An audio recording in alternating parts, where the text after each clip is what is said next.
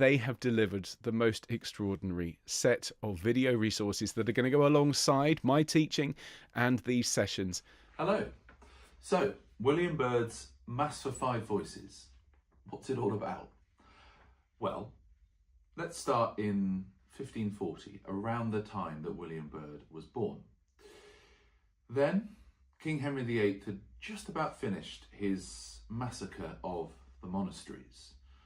This is where up and down the country, these amazing places of worship were torn down with great brutality, and some of them survive in one form or another today. I think of Fountains Abbey in Yorkshire or Glastonbury Abbey in Somerset, reminders of the destruction and the persecution that Catholics would face. Byrd, born in 1540, is very much aware of this, and as a Catholic then has to navigate a career working in the church and writing music.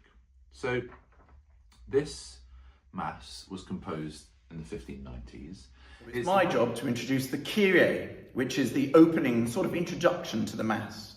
Kyrie eleison is Greek and it means Lord have mercy, and it's sort of a plea in that respect. So the text is very simple: Kyrie eleison, Christe eleison, Kyrie eleison. So it kind of goes back to the opening text in the third section. Here Byrd really splits up those three different bits of text.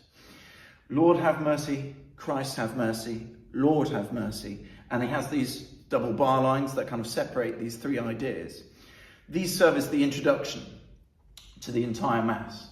And it's the top part that introduces the beginning of most of the sections with this little phrase here.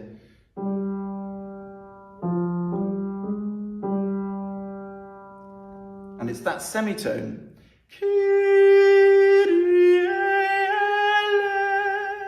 that tells us where we are in kind of our mode. And that's a really emotive note every single time it happens. It sets us up harmonically for the entire opening argument.